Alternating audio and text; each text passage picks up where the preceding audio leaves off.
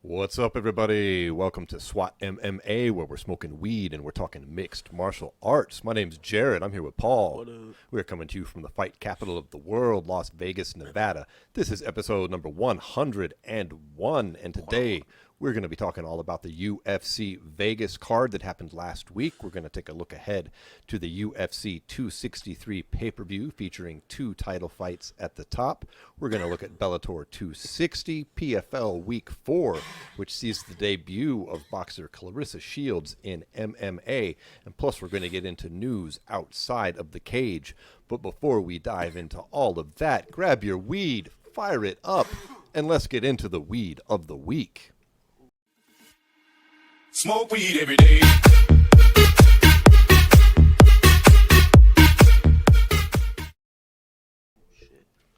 Which Paul is obviously hitting from all the coughing and hacking that you hear in the background, folks.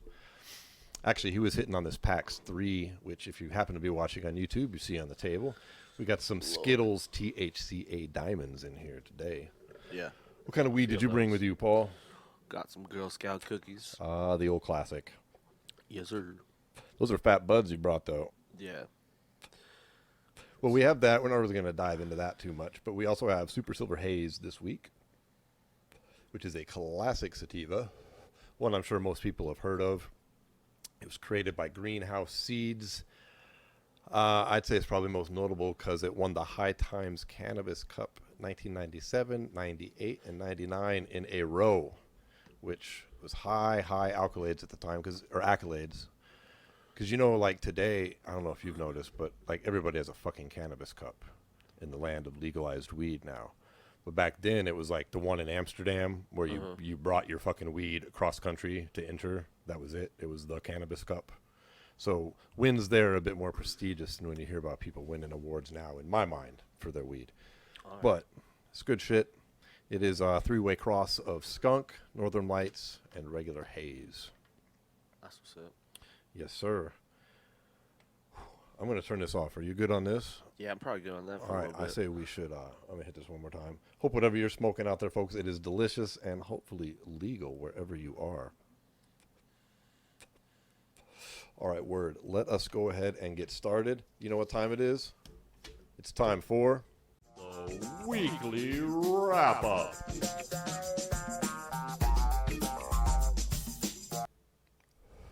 All right, Paul, on this week's weekly wrap-up, there wasn't a lot of good MMA action last week, let's be honest. In fact, it's been 2 weeks since our last show, and there's still barely anything to wrap up. Mm-hmm. We had UFC Vegas 28. We saw, Rosenstruck versus Saki at the top. Sakai. Come on. I know. But ultimately, I think it was Rosenstruck doing what he does. It was a heavyweight matchup. It was kind of cool because he winds up getting the first round knockout. But the cool thing about it, Paul, was it was in like literally the last 2 seconds of the first round. Yeah. He suddenly pushed forward and landed an overhand right, followed with a left, if I remember correctly, and that was it, down to the canvas. Before that, though, honestly, it wasn't a very good round. I wasn't overly impressed. Mm-hmm. I don't think either guy looked good. Yeah, I think what you have now with Rosenstruck is he's kind of in, like, heavyweight purgatory.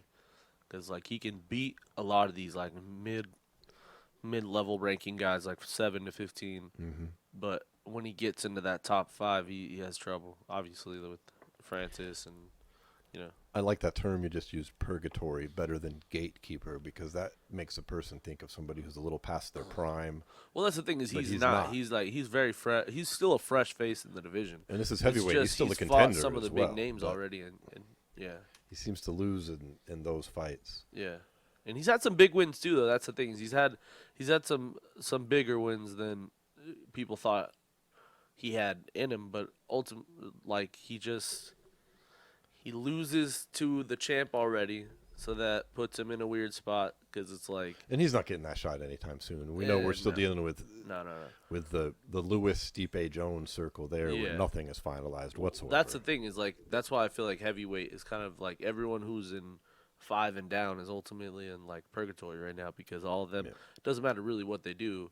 Like like Curtis Blades is another one. You know what I mean? Kind of similar to that, where it's just like all of them are kind of well, we'll see what happens because nobody's fighting for that belt other than like you said, Stipe, John, or Francis, or And this is Derek heavyweight. Lewis. Just sorting that out could take Yeah. 18 months. Yeah. I mean, Those four, it's Derek Lewis, Stipe, John, and Francis. Everyone knows those are the guys who are either getting a title shot next or get it or after. You know what I'm saying? Like that's what kind of sucks is like a perfect example is like Stipe. Like Stipe deserves a rematch, but you kind of have to put him off to the side because Derek Lewis definitely deserves it and John definitely deserves it. and I don't even mind that because Stipe says he wants to pack on a bunch of weight and muscle. So by all means, take your So time. does John. Dude. Yeah, So John's yeah, doing the same thing. So that's why I fuck think it. Derek and Francis makes the most sense next. But that's just kind of like that's why I feel like Rosenstruck and everyone else is kind of just they're just gonna kind of fight it out for a while because who knows when the next available title shot will be. You know what I'm saying? So I'll tell you what I don't get about Rosenstruck when I watch him fight is he doesn't, to me, look very good. I'm not saying he carries a lot of power. He carries a lot of power, but and I don't mean I'm not trying to be negative. What I mean is he doesn't look good for somebody who has like what 86 kickboxing bouts. Does he have that many? Yeah, with Jeez. like he's only lost I believe 6 of them. Damn. With like 63 fucking knockouts. That's I crazy. expect him to go in there and kind of be lighting people up on the feet. I'm not Yeah. You're not Israel Adesanya maybe, but dude, you know But- how to strike, and every time I see him, I'm not saying he's bad. I'm just saying you don't look like some dude that has like that much kickboxing experience, 63 KO. Like you're throwing these I don't get it. Yeah. I literally don't understand. Not trying to be derogatory, don't comprehend why he doesn't look better in the ring or I'm sorry, in the cage. I do think his defense is probably a lot worse. Is it just the MMA. threat of the takedown that's fucking it all up for him? Like he can't Well, let that's kinda himself what go always- because he's still got that worry. That is true. I mean that's I don't know. a plague for anybody weird- coming into this from It's a good kickboxing. conversation to have though because, like, I don't know, 'cause that's why I feel like separates him from everyone else. Also, is like, I kind of agree with you. I've seen like flashes where he's like, oh wow, he could be a force in this division, and then sometimes I'm watching, I'm like, who is this guy again? Like, is this guy the same guy I watched a fight ago? Like, Right. he tends to have this like. I do think a lot of it's defense though, because everybody we've seen have a lot of success against him is people who mix it up. You know what I mean? Yeah. I mean, obviously Francis was just like what happened with him and Francis is like beside the fact is basically what I'm saying. You know what I'm saying? Like, because Francis, what happened there was just ridiculous. He just bum rushed him and hit him with just swung until he was completely dead, and it worked. But That's heavyweight. that's man. heavyweight, yeah. You don't yeah. lose a lot of shine when that happens. No. Well, and he did the same thing to Alistair's. He lost all 5 rounds of that fight. And Yeah, then and the then last did that second vicious- put him to bed. That lip splitting. Yeah, split his lip and shit. That shit was nuts. Which how quickly? Just as a quick aside, have you seen Alistair's lip? Yeah, he's fine. Yeah, you can't even tell. He didn't have a scar. That's crazy. I thought he was gonna be like the Joker face. Modern medicine, forever. bro. Good job there. But I don't know what's next for Rosenstruck. He's just kind of there. I mean, he gets the win here, but I don't know. It was what it was. I wasn't overly impressed for someone of his skill level that I think he has, but I still think he can get somewhere in the division by all means. He's not a gatekeeper. He's in purgatory, like you said. I'd say he's kind of near the top of that list. Yeah, I'd say he's around like We'll 6 see. or 7. You know, you compare him to other guys in there, like for instance, Derek Lewis. Like he's got worlds of experience more than Derek Lewis. You'd expect him to look a world of difference in the cage. Yeah, but they not don't in really look MMA that he different. doesn't. In Yeah. kickboxing he does. That's the thing is like that shit doesn't always translate. Now, Because some people can pull it. Like look at like other, you know, like Yeah, Wonderboy no, but- Thompson is an example. I mean, he manages to pull his kickboxing stuff and utilize it in MMA. But then but- again, also look at someone Adesanya. like Gokhan Saki, who's like a fucking legendary kickboxer and got knocked out multiple times in MMA and it never really translated for him. yeah, is he done? I was thinking about him the other day. I think so. But you know what I'm saying? Yeah. Like sometimes it doesn't translate like it does for some people, you know? And I think that's sure. kind of the situation with Rosenstruck.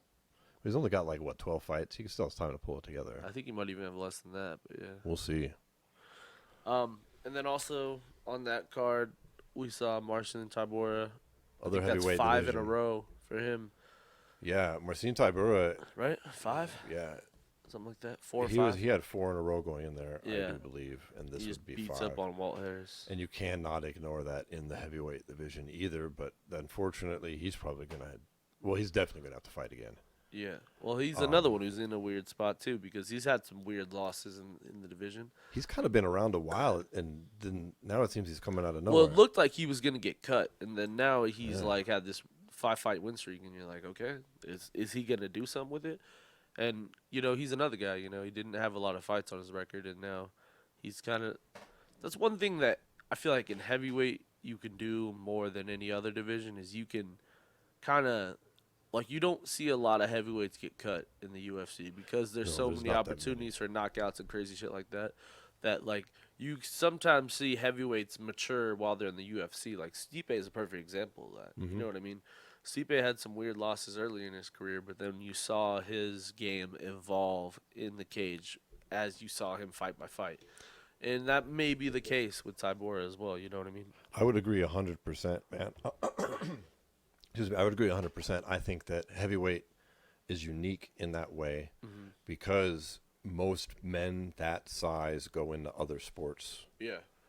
So when you get these fighters, they don't have this big pool to pull fighters from, and so you can hang around a while. And also, another byproduct of their size is that they hit hard as fuck. Yeah. So you're going to get more KOs, which aren't as devastating to your career in the UFC at heavyweight as it would be if you're a lightweight, say, that's been KO'd 4 times. Yeah, true. How many times has Overeem been knocked out but still remained in the top 5, top 8? If he was the same guy but weighed 135 pounds, he'd have been out of the UFC, dude. Yeah.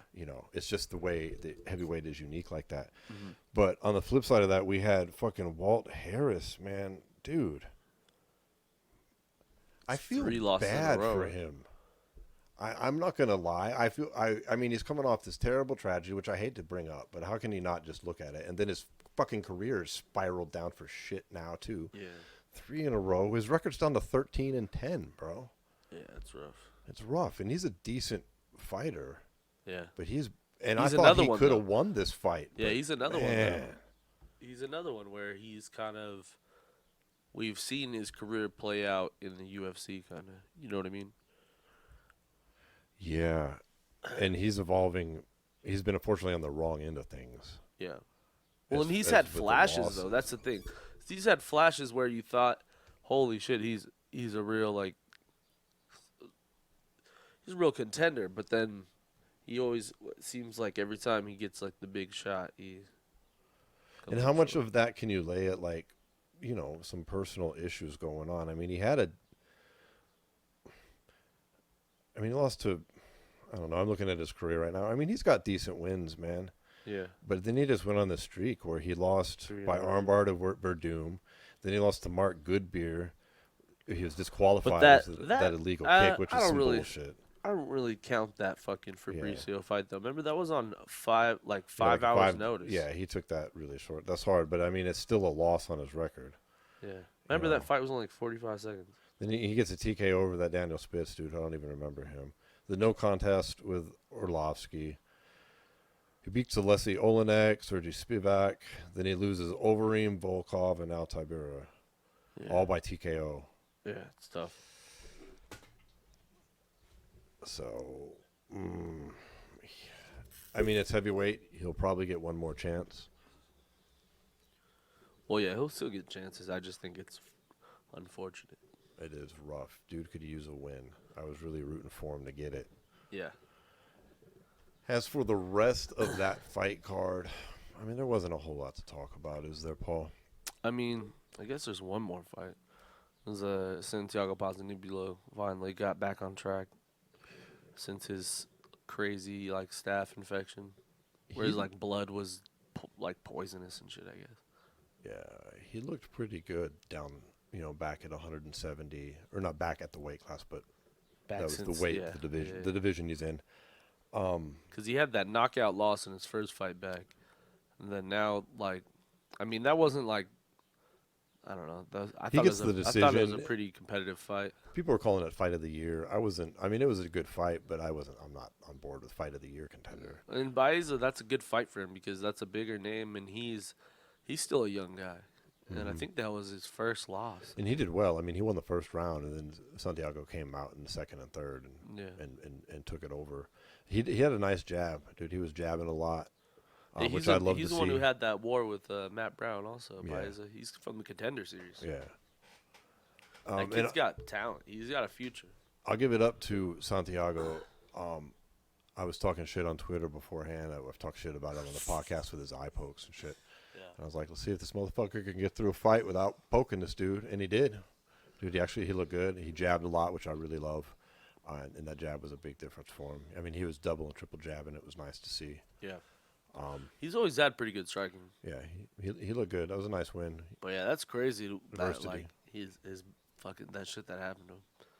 I'm surprised his he staph didn't infection? retire. Yeah. Because remember, he was out so long, the UFC had to take him out of the rankings when he was like ranked 5th. Mm-hmm. Yeah, he was on a nice streak. Yeah. Eye pokes or not. Eye pokes or not. putting him Yeah. away.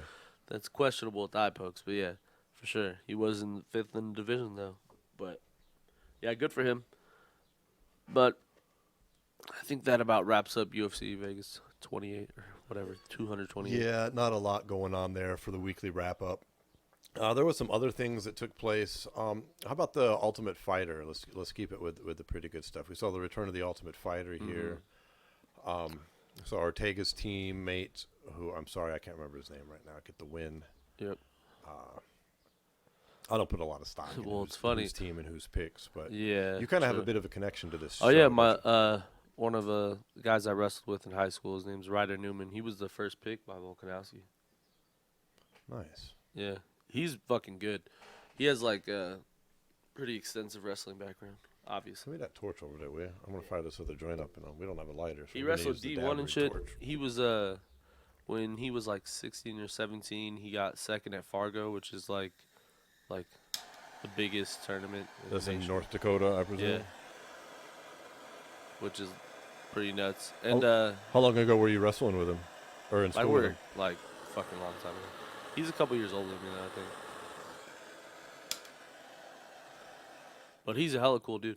And he trains at out here at Extreme Couture. So They've been picking up a lot of fighters at Extreme Couture here lately. Yeah. I've noticed. yeah, there's another guy who's I guess is his teammate also from Extreme Couture that he's trained with for a minute who was the first pick for Team Ortega.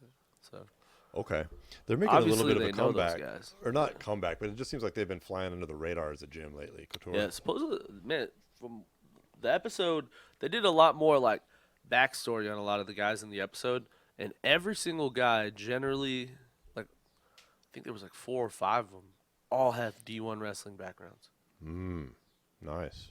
That shit Any is nuts. boxing backgrounds? I missed everything but the fight. Like by the time I got home and tuned it in, I saw the fight, and then that was it. Bro, the dude who lost, fuck, of course I'm freaking his name now. The guy who lost though was from Alaska, and he taught himself how to fight MMA, Yeah, I heard that. Yeah. and like got tooled up real easily. Well, that's a tough thing to do, man. That might that'll get you only so far Taught in himself on Alaska. YouTube. You know, you coming here, you need to move to a real gym. Obviously, Yeah, it's got some yeah. talent though. Then the other homie was fucking Chris Weidman's training partner. Yeah, there's a world of difference. And a fucking 2-time D1 All-American. Yeah, that's a world of difference. Yeah, way different. But I like it on Tough Dude, when they do the backstory. Oh, yeah. Honestly, I've always liked that. This show gets a lot of flack. I don't give a fuck. I don't really care so much for the little in-house hijinks. I just like seeing these fighters as people because it helps me root for them later on in their careers because I know about, he's got kids, he's been fighting for this long, Yeah. you know, he's dedicated this, been through that, whatever. Because the UFC does a terrible job of putting that out there on just regular roster fighters. So I dig that part. It's cool. I'll be watching next week's full episode for sure. Yeah. So Every Tuesdays. That's tomorrow. yes, Tuesdays. Seems like Volkanovski's up to some hijinks on the show. Oh, yeah, he talked about it on Joe's podcast. He said that they, like, did some shit. He said that he doesn't know what's gonna end up on there though. So. Seems like he's putting it out there that Ortega's a little thin-skinned on things, and then they ramped it up. Yeah, and then they got a little Twitter beef after he said that too, where Ortega's like, "I'm gonna beat your fucking ass," blah blah blah blah. You know, Volkanovski might have some trouble in this fight. He's already saying right now that he's still having cardio issues from catching the coup. Yeah, but then he was also talking about on Joe's show how he's just like been able. The thing that's different about him is he's able to push people past the 5th round, and like he learned that, like when he was training a lot with these tough guys, that he could tell which guys were good and which weren't. Were able to keep up with him for all 5 rounds. So if he's going like 5 rounds of training with these guys and doing a training camp, I mean, maybe it's more just him training a little too often for a little bit than him actually like dealing with anything crazy, you know?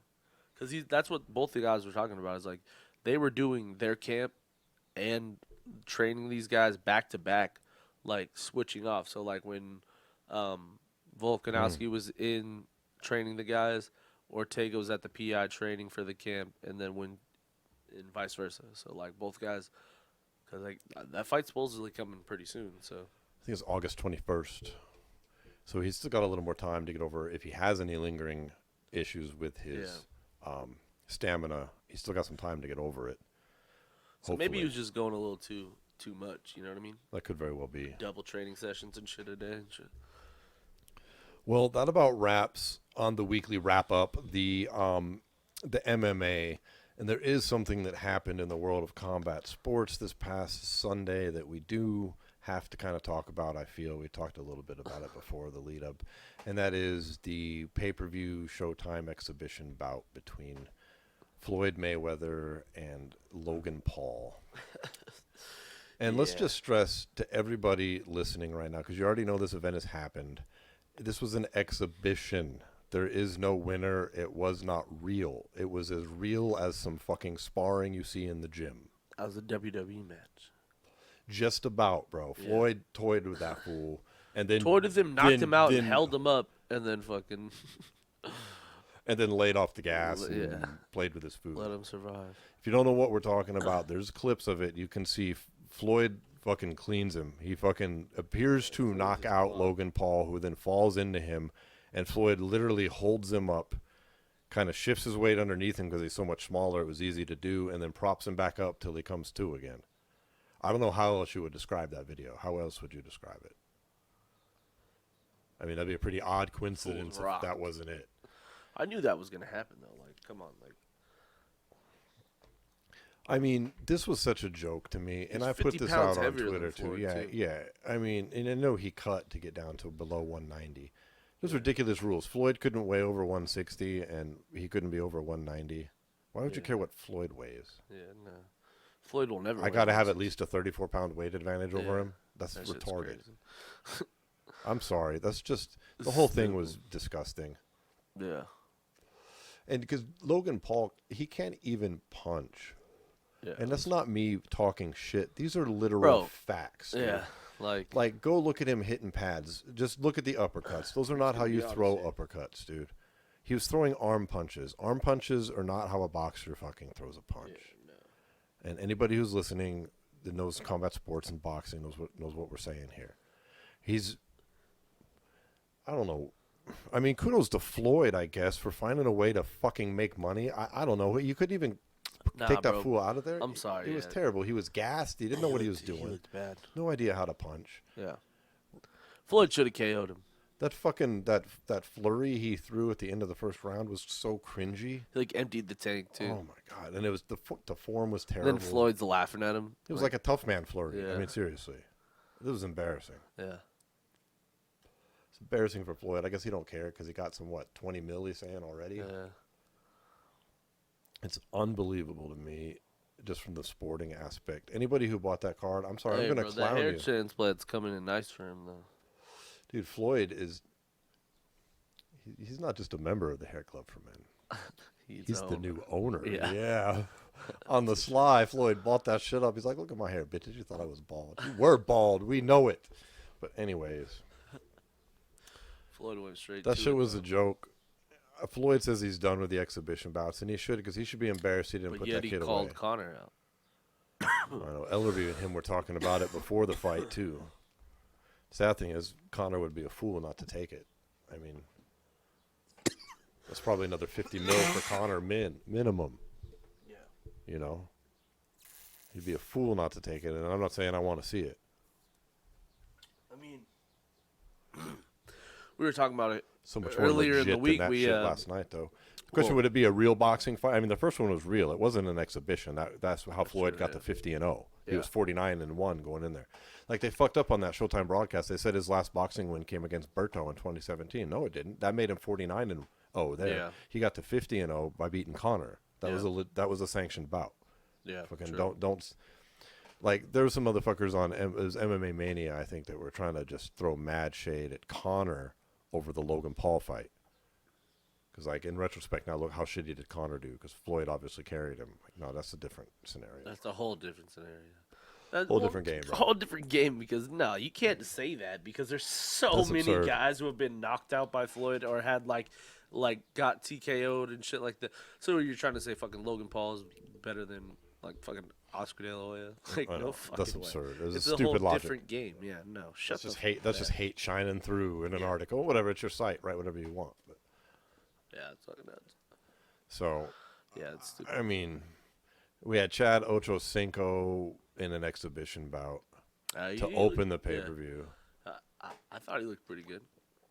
You know, he did all right, man, for a 40-year-old MMA, or I mean, sorry, ex-NFL player. Yeah, that's what I mean. Like I fucking Yeah. like. I'm not saying I'm he's not saying he's a fighter or anything. I'm just saying No. like for He what it moved around was. all right.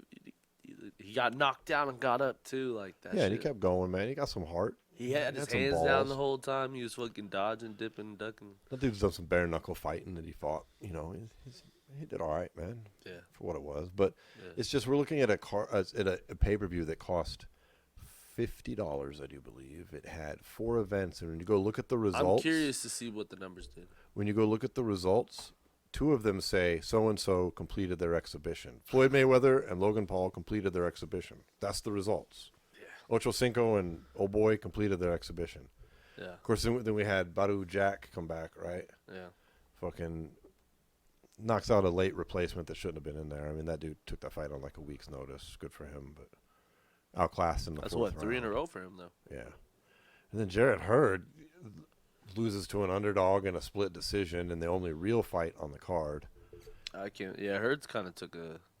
He's kind of. Yeah, I don't know what the he's fuck happened. taking a left turn in the career-wise here. Yeah. Not good. I think that's 2 of his last 3 he's lost. Yeah. And in boxing, that's brutal. This ain't MMA. Yeah. This is fucking Yeah. boxing. You're in trouble. 100%. You need to write. Like, this wasn't a good thing to have happened. Yeah. So, I don't know if we're going to keep seeing this stuff. I mean, but that... do we want to keep seeing this stuff is the question, not are Dude, it we all going depends to? on the sales that come out of this event. If they cross the 1 million buys, we'll keep seeing it, bro. I mean, that's $50 million on pay-per-view alone. I mean, we'll they're keep doing seeing it already. They have another one scheduled for August 29th. Yeah, we'll talk about that and the news outside the cage. But I think we're doomed for these for a minute. I mean, Logan Paul's out there trying, and I don't blame him, trying to spin it into a win and all kinds Yeah. of ridiculous nonsense. But, Bro, you're 0-2-1 now in your boxing career. well, that was an exhibition. It didn't count on the record. Ha! I'm good. And he looked terrible. Like, dude can't punch. I'm sorry. You shouldn't be boxing, bro. You should do something else. He just looked way bigger than Floyd and in incredible shape, so he was able to survive. Well, yeah, that's why Floyd can't KO him. The dude outweighed him in that ring by probably at least 10 pounds more than the weigh-in. He weighed in at 89. He's probably about 200. I'm sure he cut something. Yeah, sure. And the dude, I'm not saying he's not he's in good shape. Like he's a fucking, he's an athlete, but he's not a pro boxer. Like he's a fucking YouTuber, and like he was good. He was actually Dude, a pretty he's jacked. I wish he's I a looked pretty as good- yeah, good as that. exactly, Fucking yeah. with my shirt off, dog. Yeah. Like, he puts in work. That's hard work to get in shape Yeah, like but that. he's just not on the level of a pro boxer. His Nuh-uh. brother might be, Because I mean, I don't know his brother. I'm not even gonna go as far as saying that, but you know what I'm saying. Yeah, his that's a brother fucking stretch, bro. That we'll get into. But you know what I'm in saying? the Like next at segment. least him and his brother, if you compare the two, I feel like his brother has more actual skill as a boxer, Yes. whereas Logan is better at just being fit. You know what I'm saying? Dude, if you were to just look at the two of them hit pads alone, yeah, and pads don't mean shit. Don't get me wrong. Yeah. But you look at their skill level at oh hitting my pads, like, look, yeah, Jake's better than Logan. yeah. Yes. Hold on, real quick. Huh. Did you see his media workout? Where the guy in the pads socked him in the stomach and the side of the head, Yeah. and then he threw the world's lamest uppercut that you should never throw in a boxing match because you'll get KO'd. Yeah, Yeah, I saw it. dude. I fucking tweeted that shit out. I tweeted the Instagram video out on That's my Twitter. crazy. Like, this kid cannot punch. I'm not Yeah. throwing shade. It's a Well, fact. no, and he has no defense because his No. own trainer just hit him with a combo and hit him both with both shots flush. Dude, And he like straight. kind of he was like, "What the fuck?" Yeah, That shit was absolutely. classic. You can't. You can't fucking make this shit up. That shit And was that's gorgeous. where like at least that's what I'm saying. Like that's the difference between both of them. Like Logan is more like I feel like if Logan maybe tried MMA, I feel like he wouldn't be that Well, bad. don't they have somewhat of a wrestling? Aren't they at least high Yeah, I was school gonna say, wrestlers or something? Logan was a better wrestler, obvious. I don't think Jake wrestled. I think Logan did. Well, then you might have a shot in MMA. And he Because actually you can was throw pretty some of solid. them terrible punches will work in MMA sometimes. I mean, You know what is crazy is when he had Ben Askren on his podcast, Ben actually said that he knew Logan from wrestling in that region. So Logan Paul was that good. He like was pretty like I think he was a state placer or something like that in Ohio, which is pretty fucking tough state to place in for wrestling. yeah, I know that even. Yeah. Yeah. So shit, maybe he could go into like MMA, but he is not a boxer, bro. Sorry. I don't even think they're fighters. I'm just being honest. But I'm just saying, if they want to continue this shit, maybe have like a celebrity MMA match. That'd be cool. Yeah, something like that. I don't even know, bro. What are we doing here? I think that wraps up Yeah. the weekly wrap up. And now it is time for news outside of the cage.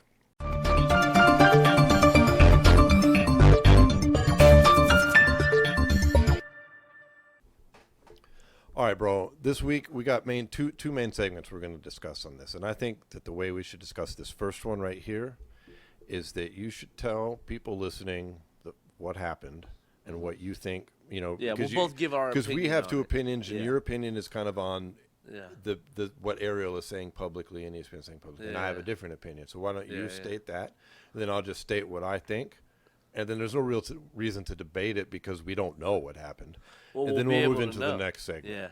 Yeah. But what we're talking about, why don't you go ahead and tell everybody the news here, which is pretty big in mixed martial arts, Oh, and yeah. it's definitely outside the cage. Yeah. What is it? So over the weekend, Ariel Helwani announced that as of June 15th that he's no longer going to be on ESPN, and that he like Did had he say this, he got fired? No, so it was like this 9-minute like long Instagram TV post. You can go watch it on his Instagram, but him thanking the fans and talking about that he had an opportunity to re-sign with ESPN, and they couldn't agree on what he thought he was worth or something like that, and that they agreed to mutually part ways, and that as of June 15th he won't be on ESPN, but he does have something else lined up that after June 15th he can talk about and go from there, which kind of shook up the whole like MMA Twitter community, because it's like Ariel Helwani is like, you know, the MMA reporter. Like, there's other people that everyone, you know, Brett Okamoto and like all those other people that, you know, their names that everyone knows also that are close to MMA. But like Ariel Helwani's like on every fucking thing for ESPN, and he was part of the UFC shit, and he was even doing commentating for the NBA. He said he had like 40 plus games that he had worked on in his time with ESPN. So that's why it's kind of shocking. You know what I mean? And It's shocking, yes. yeah. And I kind of take it at face value because the way he was explaining it, I've seen Ariel when he's let down, and in this video he posted. So this is just my opinion now. So that outside of that, just so people know, yeah, he's leaving ESPN. Yeah, that's all June factual 15th. things that he came out and said. Yeah. Now this is my opinion on Right. it. So we're gonna. And this is where we differ. I don't differ on what you're saying. Yeah. Yeah. The fact is the fact. This is our opinion of what happened. So. And before let's put a pin in that for 1 minute here. Yeah. There might be some people, because we have a lot of listeners who aren't die-hard MMA fans, and they might just not understand Ariel's significance to MMA. Yeah. Like, he's not just an MMA reporter. Like, he is the like MMA reporter. Yeah. Mixed martial arts is not Ear like to the other street. sports when it comes to media coverage at all. No. Like, they've been ignored for years. They're finally got their break with ESPN. Well, and he started from the bottom with them. He would go like wait outside the gyms and fucking interview people for AOL.com and shit. Right, like and his own podcasts and his own shit. For years, he's put in work. He's been the guy who, I mean, he has a degree in journalism. He's a real journalist who's gone out there. Regardless of what you think of his style, he's a legit journalist who has worked his ass off. And within the MMA bubble, is the only reporter that you're ever going to see at a press conference where when they announce that he's going to ask a question, motherfucking the crowd People cheers for him. Yeah. That's He's it. They the don't cheer coolest for guy nobody ever else. too. When you meet him in person, he's a really nice guy. Yeah, we've met him. Yeah. We've talked with him.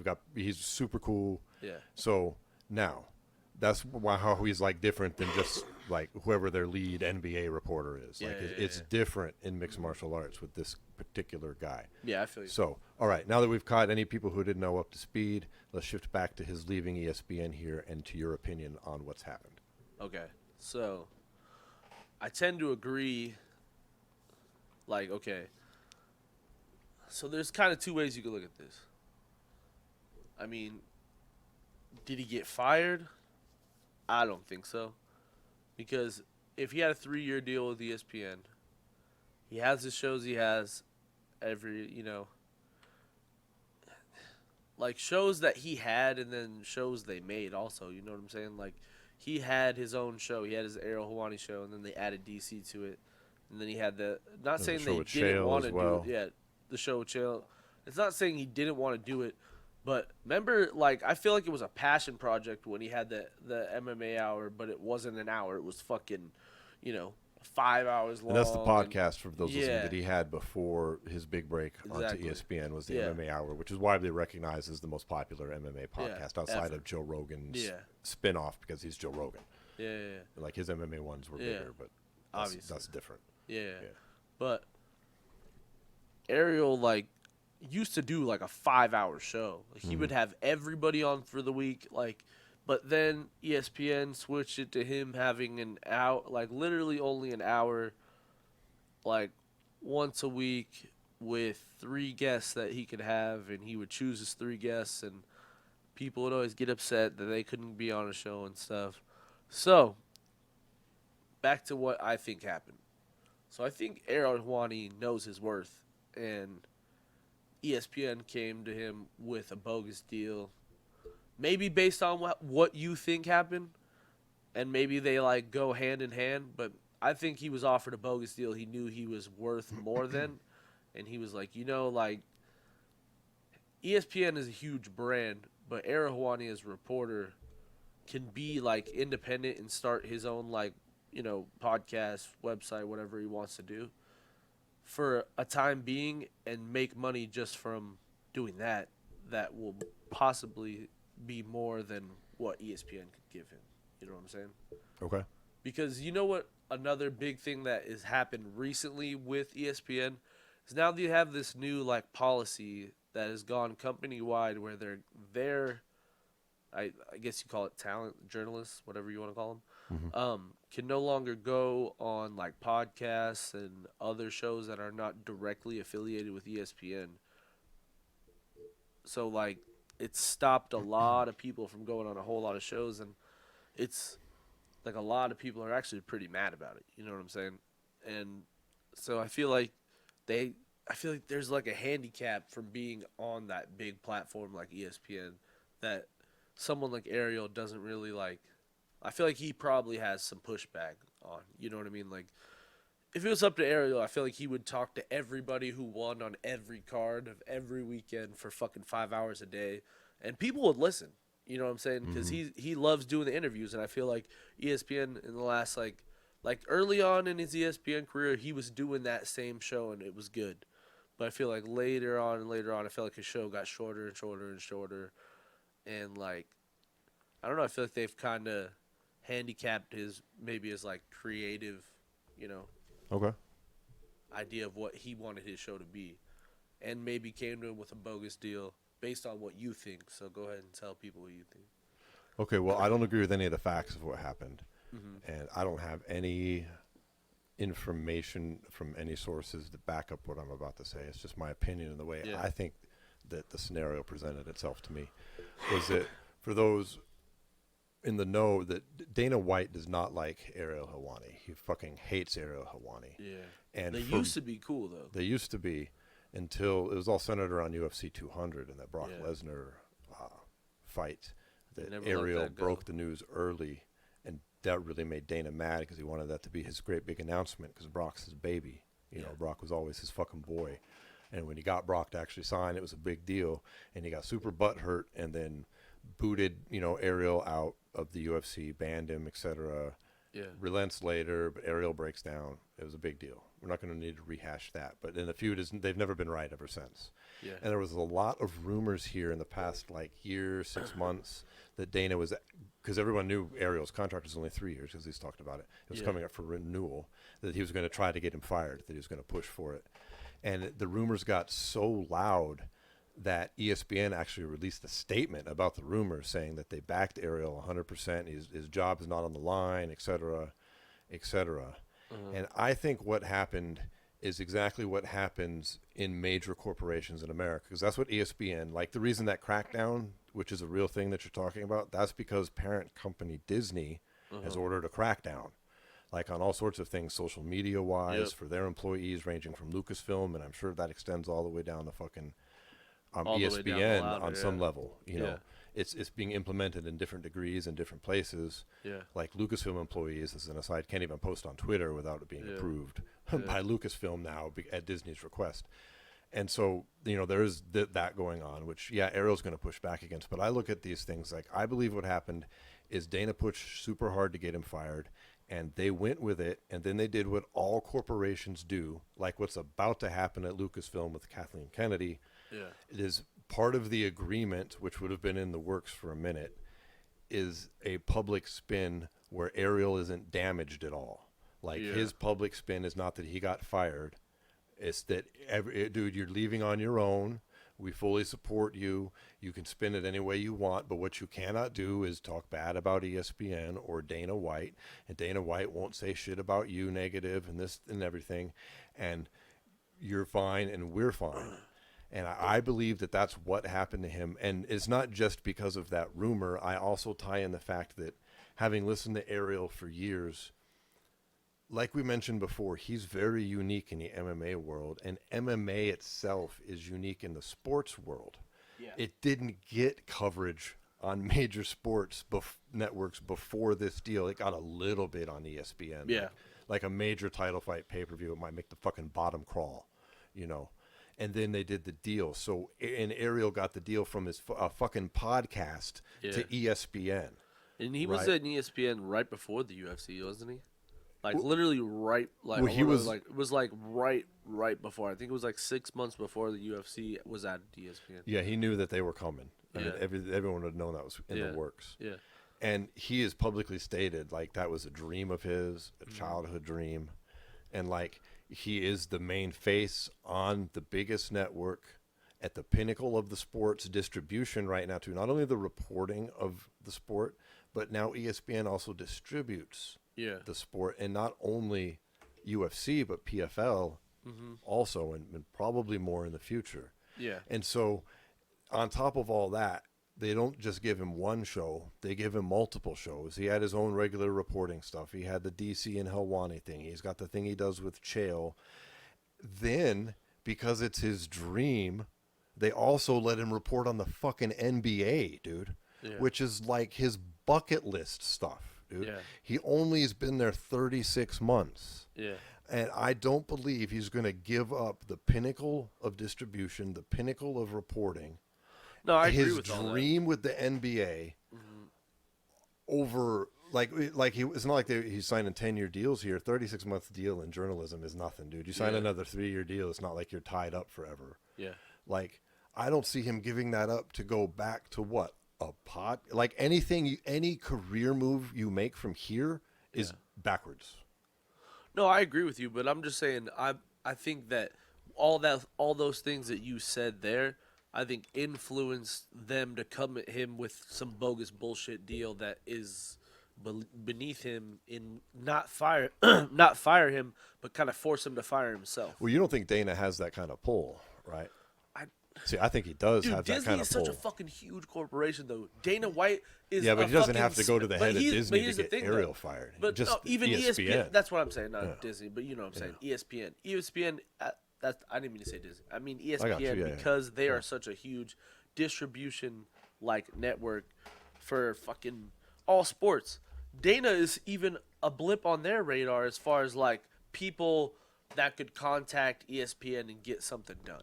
Like when you're talking major sports fucking commissioners, Dana White is at the bottom of the list. Yeah, but major sports haven't invested. ESPN has invested a lot of money into the UFC, and that is very small they already got request, their money back, bro. though. It's a very small request. Getting rid of a reporter, like you've brought up before, but they get rid of a lot of reporters. Fucking huge numbers for ESPN. I know. That's why I think it was just pressure. Where Dana's flexing his nuts. I mean, we don't have any either way, and I'll wrap up my thoughts. Yeah, but it doesn't really stop him from reporting on the UFC, though. He's going to lose a lot of access to fighters. How?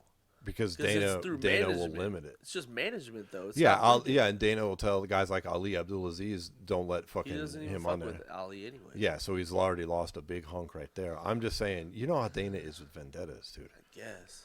But I don't know. I think it's a mixture of things. Hold on. I'll end my thoughts on this with and then I don't see any point in just debating it back and forth because we don't. It is what it is. But I'd love to know what our viewers think. Yeah. Is of course, now I'm high, and I think I lost that last point.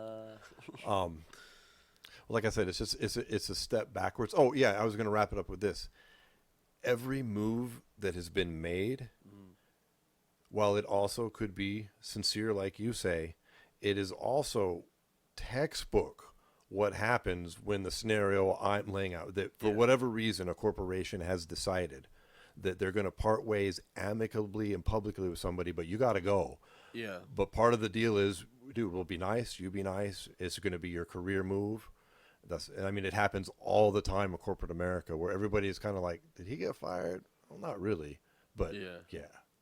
And that's just because his whole statements. Of course, he's going to get another job, and of course he can't talk about it yet because they're still working the details out in a contract. Like you and I, for instance, are in a similar situation with a job offer that we have been working on for like a year and a half that we can't sit here and talk about on the show. All we can say it has something to do with boxing, but we can't fucking say anything. Yeah. Do you know what I mean? Yeah. Because there's just contracts you can't talk about, and so of course Ariel's like, I can't say shit, but that's just my opinion. Yeah, but the only reason I also feel that way, though, is because remember how sad and emotional he was with the UFC thing? Yes.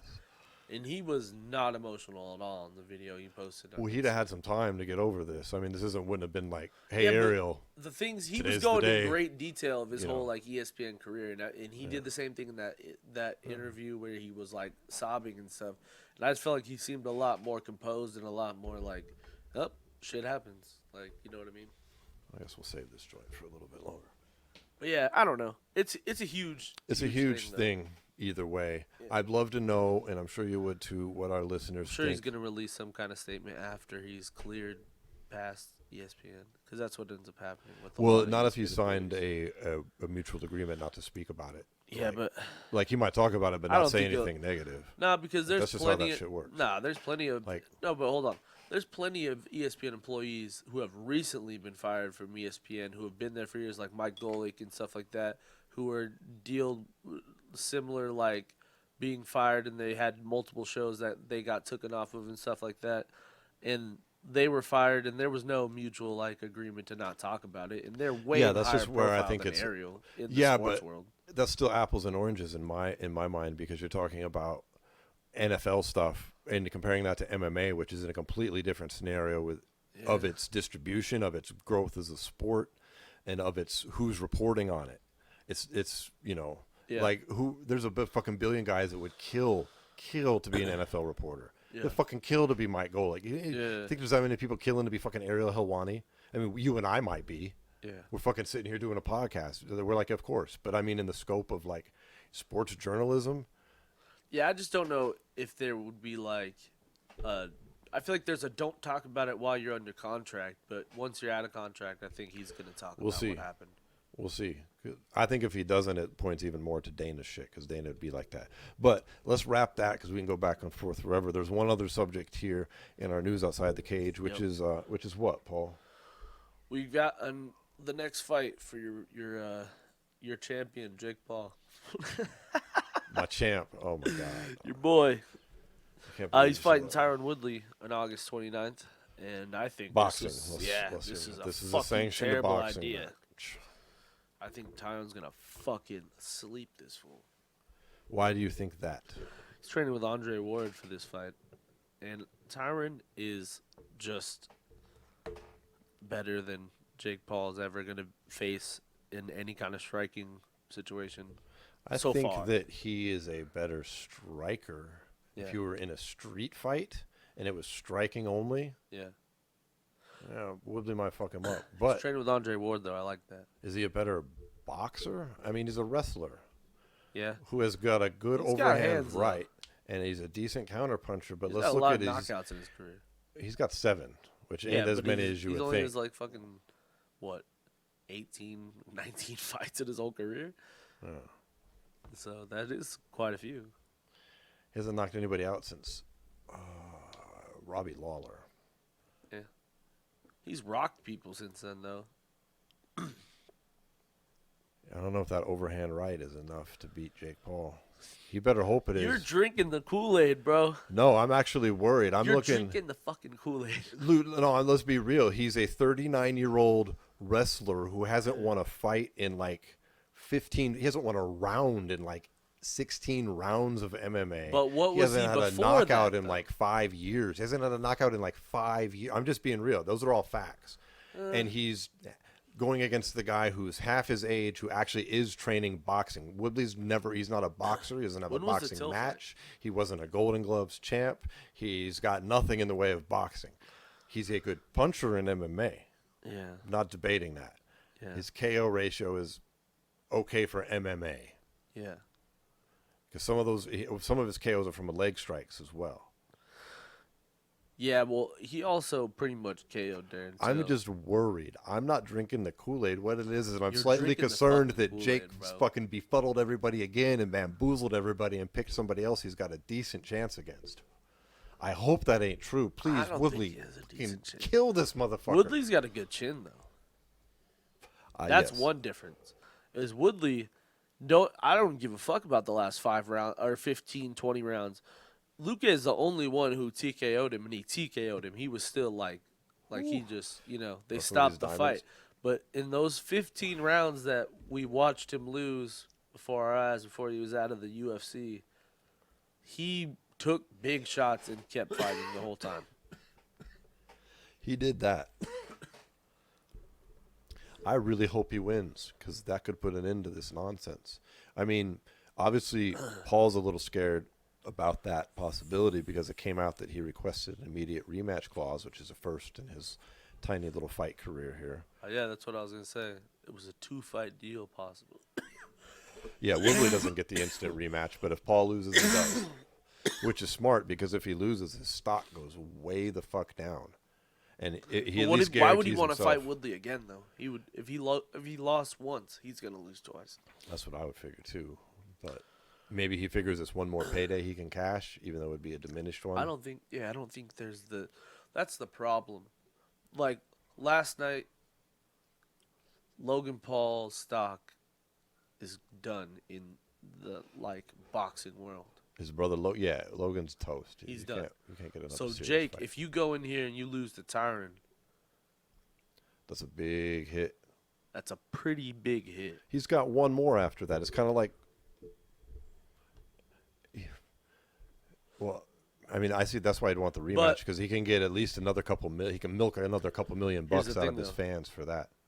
In this like instant gratification world, is one fight from him and one fight from his brother being lost is enough for people to be disinterested in them as like fighters anymore.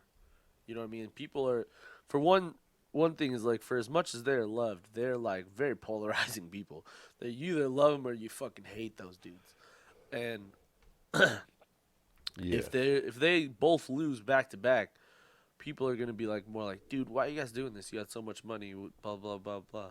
Go do this, go do that. You can do all this other stuff. Those kind of conversations are gonna come up if they both lose 100%. back to back. I'm agreeing it's his most dangerous fight and really hoping Woodley can win. But I'm just saying I see a path to victory here. That if he wins, I'm not saying he beat Tyron Woodley, UFC champion. If he were to win, I'm saying he beat Tyron Woodley, 40-year-old who hasn't won a fight in how many long and hasn't had a knockout since then. That's why you won, not because you're a badass. That's what's funny. And I'm just being real. I like Woodley, dude. I'm a fan. Honestly, he gets a lot of flack. I find him a little whiny sometimes, but I respect him. I like him. I'm a fan. I want him to go in here and mop the floor with this fucking kid. Yeah.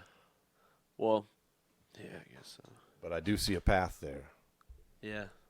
It ain't the most dangerous foe we could have got.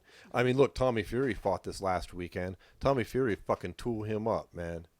And he was taking 4 rounds. You know, he's fighting 4-rounders, but he's fighting them against real boxers. Yeah. He fought some undefeated kid, took him the distance, but dude, he would tool up Logan. True. Or he definitely told Logan Jake. So it's a fight. I'm glad Woodley's getting a payday. But dude, if he loses, just imagine what I'm saying here. Imagine if Woodley loses. I don't want to hear it. To this kid. I don't want to hear that, Jarrod. I don't want to hear it, man. The whole MMA don't even community, put that into the fucking universe, dude. All of us, fans, podcasters, fighters, we're all gonna feel that blow. Yeah. And Woodley will. Oh man, Woodley, don't ever show up anywhere, ever again. You better just move. Just and go. People be like, "Whatever happened to that Tyron Woodley dude after he got knocked out?" Oh yeah. No, I don't know. Just take your man. money and bounce, bro. That would be the biggest fall from grace in the history of fighting. Dude, Tyron Woodley, like what? I guess he got 5-5, and then 8 rounds ago, Tyron Woodley was a world champion. No, 15. He's lost 15 straight rounds. 15. Oh goddamn. And then the one that's not counting the Luque fight, which he lost that round too. So that's 16 straight rounds that he's lost. And before that, in though, MMA. he was the champion. And before he was a dominant champion. Much respect. People are talking about him being one of the greats in the division. Yeah. They're like, is he as good as GSP? Yeah. Well, no. Fuck. But, that's crazy, man. And then if you were to fucking get beat by a YouTuber in a pay-per-view by Jake Paul, after Askren got beat like that, his I best can't friend. even think about that.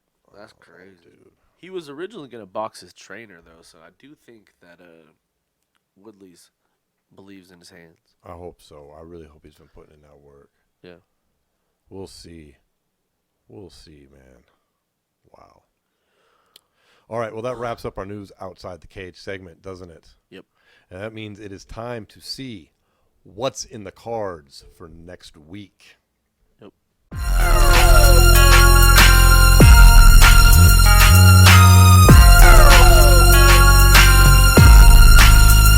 So let's yeah, that's where we take a look at all of the MMA action coming up in this next week before our next show. So we got a handful. I want to start in Bellator. Yeah, well, we got Bellator, PFL, and UFC this week, Yeah. right? That's a nice little mixture. Let's say we go Bellator, PFL, and then we'll close her with the UFC card. Yeah, because that's the big one. It's actually a good pay-per-view. Yeah. So Bellator's coming in with 260, aren't they? Yep, Friday night. And this is headlined by welterweight championship, right? Yep. Douglas Lima versus we've also got Yaroslav Amosov. I don't know how to say his name. Yaroslav Amosov. I do believe that's right. Amosov. Yaroslav Amosov. Amosov or something like that.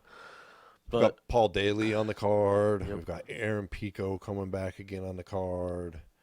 Overall, it's pretty decent. Yeah. DeMarcus Jackson, I've seen a few of his fights on the card. That Paul Daly and Jason Jackson fight should be good. That's a number 3 versus number 6 matchup. Jackson's coming off wins over Benson Henderson and Neiman Gracie back to back, and now he's taking on Paul Daly. If he's able to win that fight, he could be the next fight for Lima or Amazov, obviously, whoever wins that fight. But Yeah, Jackson certainly could be. yeah, that could be a title eliminator right there. It could be. It's tough to say, but it just depends. Paul Daly's been talking a lot about retirement as well, and he's hit or miss with his fights lately. Yeah. We got Nick Newell coming back on this card too. Haven't seen him in a while. He's fighting Bobby King. Overall, I like the whole card. That co-main event should be good though. I'm rooting for Jason Jackson to get the win over Paul Daly personally. Yeah. What Who about got your in the boy? main event? Well, before we touch on that, let's talk about your boy Aaron Oh, Pico yeah, coming Aaron back Pico. against a guy named Aaron Lee. Now Aaron Pico's 7-3 now. Yeah. He's 7-3. Fighting at He's, Jackson's gym now. He's fighting a guy who's 9-4 and ranked number 8 at featherweight. So That's good. That's good progression for him. yeah, because these are He's won Bellator 2 in a rankings, row. mind you, not Yeah. world rankings. Yeah. So. Yeah. Obviously. Yeah, 9-4 guy for Aaron Pico is much better. Yeah. He was in too deep of waters early on. That's where these 3 losses came from, basically. And he seems to have hopefully tightened that game up here. He's down at Jackson still, right? Yep. He's learning to implement that wrestling game instead of just being so boxing heavy, Yeah. like we That saw would be early. big for him. Yeah. And I'm back on board the Aaron Pico train, Paul. Yeah, me I think too. he's going to smoke this kid. No offense to Aiden Lee. I think he's from Sweden. I don't know. I don't know. But yeah. go Pico. Yeah. Hoping he gets a sick KO. Or actually, honestly, I'd like to see him get some takedowns and some ground and pound. Yeah. That I'd be on board with that.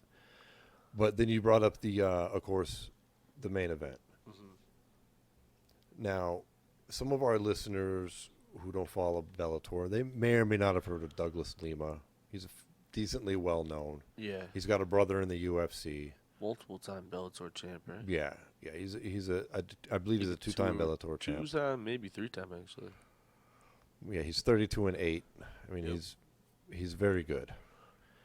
And he is fighting a guy we've been aware of him because we've seen some of his fights, Yeah. but his name was still hard. We didn't recognize his name first off Yeah. when we heard it. But he's 25-0. Yaroslav Amaslav is 25-0 and legit. He's beat some people, hasn't he? Yeah. Paul? He's a 3-time world sambo champion, and he's like, to think of like, just to put this in perspective for people here. So his last 2 fights were against Ed Ruth and Logan Storley. Ed Ruth is a 3-time NCAA champ, 4-time All-American, one of the greatest, like, Penn State, like, one of the most, maybe not greatest, one of the most dominant wrestlers in, In U.S. wrestling, like- period, right? at least collegiately, yeah. Collegiately, of course. Yeah. That's what we're talking about. Yeah. And then Logan Storley, 4-time All-American, also a pretty fucking badass wrestler, and anybody who's an All-American is the elite of the elite. And both of them, he freaking took down and was able to, kind of dominate in the grappling. And if Douglas Lima is not careful, this could be a long night for him. Dude, I think he's in a real danger of losing this Dude's- fight, man. This kid's yeah. no joke. He's been flying under the 25-0. radar to the casual fans, maybe. He's no joke. Yeah. 25-0. That shit's enough. 25-0 and beating some real storied fucking Yeah. wrestlers on the ground. On the ground, yeah. So who do you got in this fight? Who are you picking here? Yeah, I'm going with Amazov. Dude, I am too. I think he's going to come out and make a statement here. I like Lima. I just feel like every time I've seen Lima lose, it's against people who can dominate the grappling exchanges right. and keep him off the feet. Yeah, and this guy can do it. Yeah. I mean, he's got decent hands as well. I mean, Lima's definitely a better striker here. Obviously, yeah. But this is it. I think he's going to come in here and make a statement. This is a guy we might see in the UFC eventually as well. Yeah, definitely. Yeah. Then we might want to fire that back up. We Firing up our last fucking joint of the show here, folks. Hoping you're smoking on the good stuff here as well as we continue to look at the rest of this MMA coming up. On this card here, was there any other fights that you wanted to talk about? I mean, I don't know how to pick the Nick Newell fight because honestly, I don't have any idea who he's fighting. A guy named Bobby King. He's 9-3. I'm not sure what these rankings are here, but they have some kind of ranking. He's Bellator number 2 lightweight, it looks like. So that's something.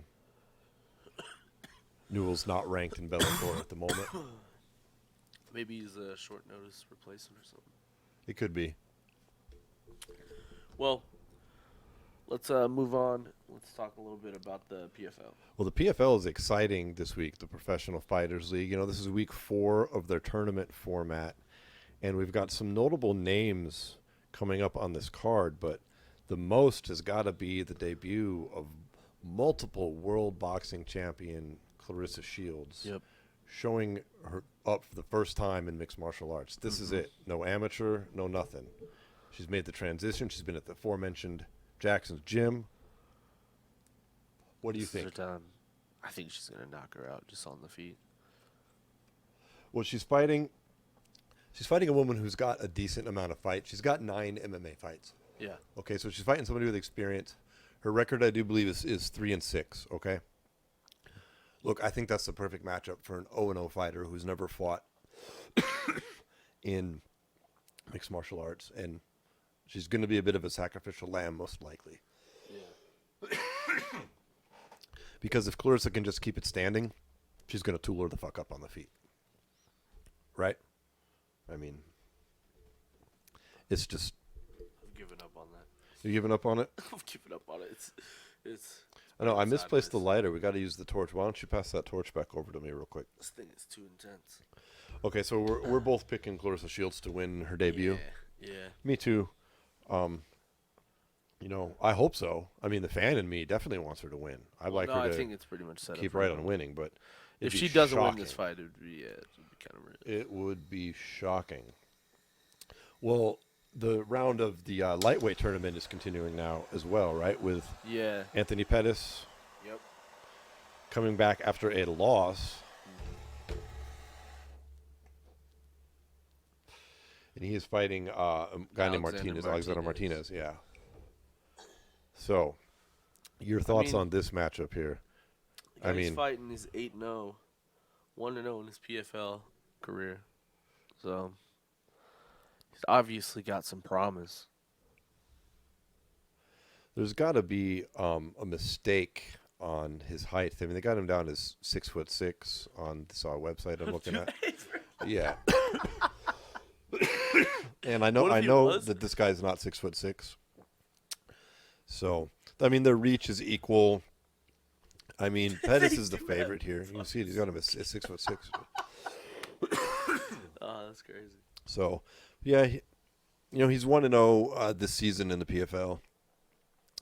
I gotta hope that Anthony gets the win here. Yeah, Anthony better hope he gets. I mean, my goodness, you better pray you do. If he doesn't, I mean, he's out of the season, right? When you're done, when you lose 2, do you fight again in PFL? I can't remember. I think there's 3 weeks. 3 weeks and then the tournament. Oh, that shit's pretty brutal, man. Pretty brutal. But then further down the card, we got Bubba Jenkins taking on Bobby Moffitt, which is another good one. That's a good fight right there. Bubba's on fire now. He is. Coming off that win over Lance Palmer.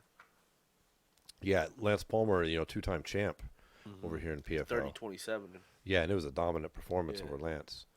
What do you think here? I mean, is Bubba going to utilize his wrestling? You think he's going to get KO? What do you think he's going to do? I think it'd be best for him to continue to use his wrestling and be effective with it. He's been doing quite well so far. You think he winds up leaving PFL if he were to win the tournament this year? That's an interesting question. Because you got to think, if you were to win the PFL tournament and were paid $1 million, those UFC contracts look kind of shitty then, maybe.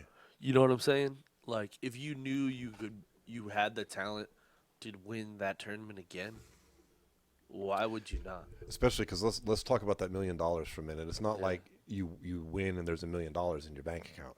Okay, on chunks of money that huge, and especially in the beginning, you're going to lose at least 40% of taxes. Okay, and then they've got a manager. Most of these maybe not. guys. They do that shit in Vegas. A lot of those dudes are. Oh, we're based talking in federal. Vegas. Yeah, they won't do the state, I was gonna say but the at Fed, least, the like- Fed oh, show up Fed, right yeah, there. Yeah. No. I know No, you're you're gonna lose. getting- Nah, yeah. I don't know about. Here's the thing, with these PFL, like. Especially because it's a winning. It's a tournament win. Yeah, it's not so it's fucking. It's not your paycheck. Yeah. It's tax different at that level as well. Okay. Yeah. So I thought you were saying that's why a lot of guys like who are professional athletes actually have houses here, so they avoid they those avoid a state lot of the taxes. taxes. Yeah. But okay, so let's look at that. They're gonna let's say that's $600,000. Well, then they got a manager. They got gym fees. That's gonna at the minimum be probably 20% right there.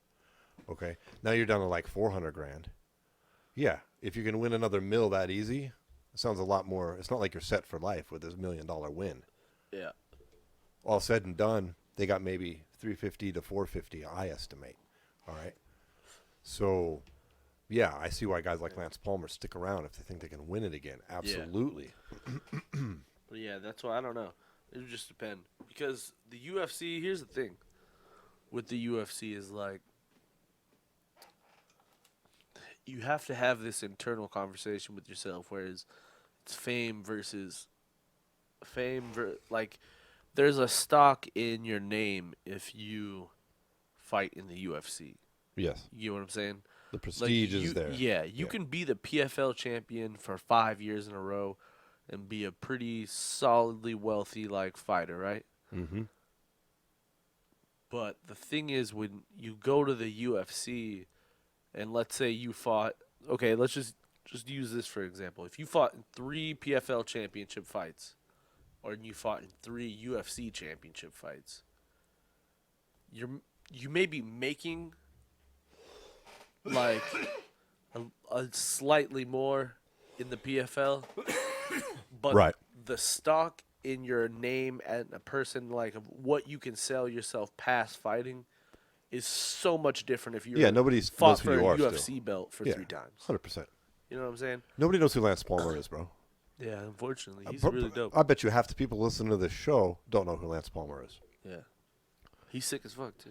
Because most of your casual MMA fans at best are just watching UFC. He's dope Yeah. as fuck, but he's in a league nobody's ever fucking heard of. PFL, Yeah. what the hell is that? Yeah, true. I mean, and he's good. And Yeah. he's won $2 million. He's probably Yeah. one of the more well-paid fucking fighters around. What is he, 45, right? Yeah. Do you want that? Yeah, That fucking joint's getting in my throat. but yeah, I don't know. If I'm Bubba Jenkins, I probably do go to the UFC if I fucking win this tournament. But who knows how his contract is written up? Yeah, we'll see. That stuff is so shady with the UFC. Who knows, man? We'll see.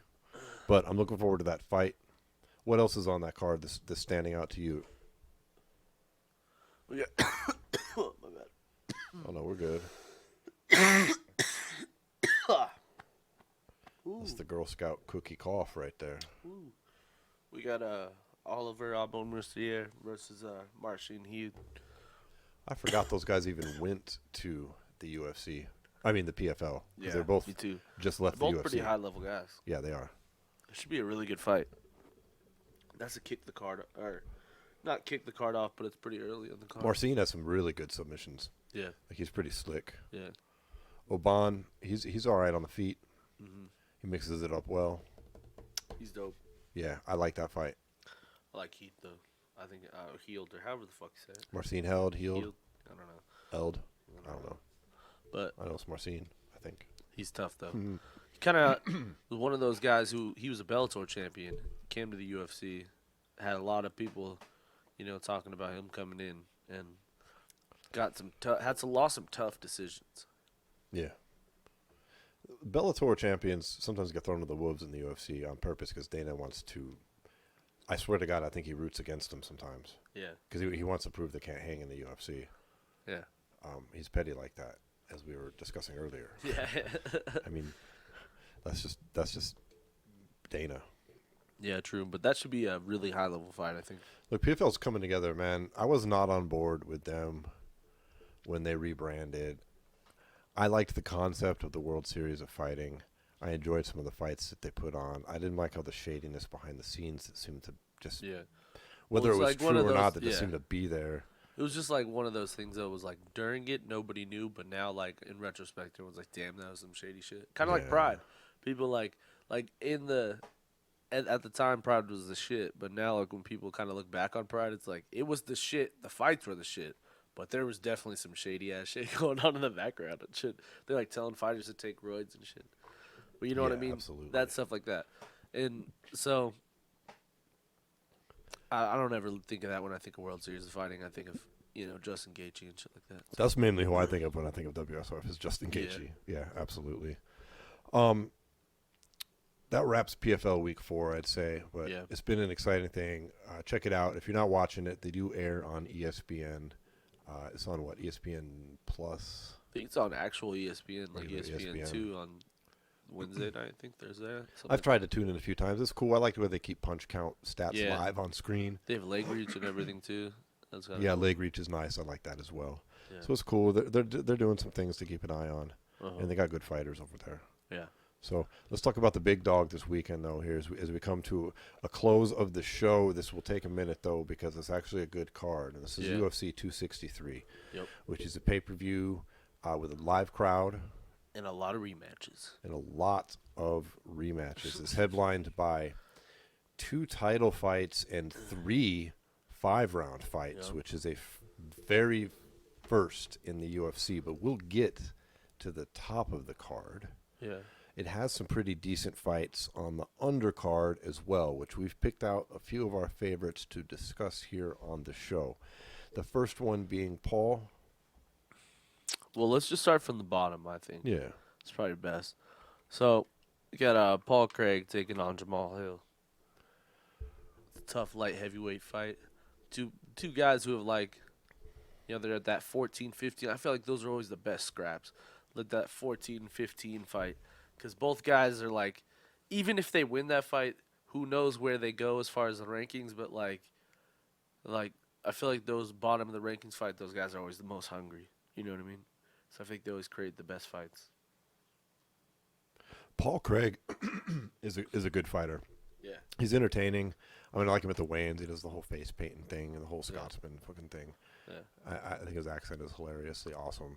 Yeah. He comes in. He's got good subs, it seems. I mean, Hill's dope. I don't know a lot about Hill, but I mean, he's undefeated. He's 8-0. I Yeah. mean, Craig's 14-4-1. Yeah. You know what I mean? They're both about the same height. We've got 6'3" versus 6'2". The reach is slightly in Hill's favor. He's got like 3 inches of reach on him. But he is a little bit behind Craig on the experience level. Yeah. He's a little younger for sure. You know, Craig's pretty durable, Mm-hmm. man. I mean, he's 33 years old. He's been around for a minute. Yeah.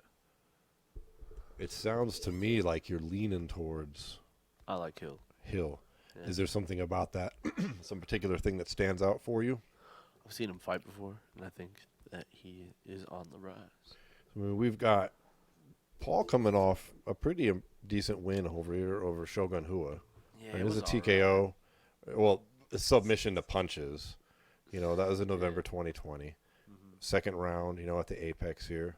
Yeah. Plus, he had a sub win in Abu Dhabi, on Fight Island as well. So he's looked pretty good. He had that draw before that with Hua, which was bullshit. I mean, he was winning that fight too, if I remember correctly. He's got a sub in his fight before that against, what was that guy, Moriara? And then Alonzo Menafield had KO'd him. Yeah. So since then, though, he's gone on a decent run here. Before that, he kind of alternated back and forth. He had some losses, but he's kind of put it together here since the Menafield fight Whoa. and been on a decent tear. Dude, we're fucking up. Yeah. So I like Paul Craig. I think Paul Craig is going to get the win here. Dude, you want to hear something crazy, though? Of course I didn't do. know this about Jamal Hill. Tell me. But the reason I do know him is because he just beat OSP a little bit ago. Oh, okay, Yeah. I saw that fight, of course. But Yeah, he did. He did fought that. this Kidson Abreu, and it got turned to a no contest because of weed. Oh, I can't abide by that. What state was this in? Let's see. This is absurd. Is it after the fact he wins and it's a no contest because of fucking cannabis? Yeah, that's fucked up. That is straight persecution on a cannabis smoker that other drug users are not facing. Yeah. Because cannabis stays in your system for so long. If for some reason you're listening to a show where we smoke weed, that's fine. Welcome. We love everybody listening. But if you don't know, weed stays in your system for up to 30 days. Yeah. And to be punished for that type of thing in an MMA fight is ridiculous. It's crazy. So, So I'm pulling for him. yeah, he must have he has a no contest then? Yeah. Is that what it was? Yeah. He was 8-0-1. Makes sense. Okay. Yep. Well, I would normally, the fan in me would be rooting for him as well. I just think the way the fight's going to go is Paul Craig's, he's pulled it together here. I think he's going to get the win. Yeah.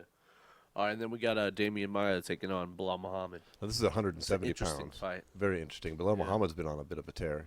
Yeah, I'm a believer. I mean, he had that weird Leon Edwards fight Yeah. where he got, it was just a weird Leon Edwards situation. didn't want no more after that either. So was that just like a no contest? Or like, what was that? Yeah, it was a no contest. Yeah. And I thought he was winning that fight pretty. Who? Leon? Yeah. No, Bilal Muhammad. I thought Leon was winning that fight. Did you? Yeah. Really? Yeah. Really? Leon Edwards? Leon was tagging him up. I don't know. He didn't want that But- rematch. Yeah, because it's I might be remembering it wrong. It's been a minute. I mean, Yeah. there's a lot of fights that happened. I'll admit that But- I might be Damian incorrect. Maia is always a tough out. Damian Maia fucking sub you from anywhere.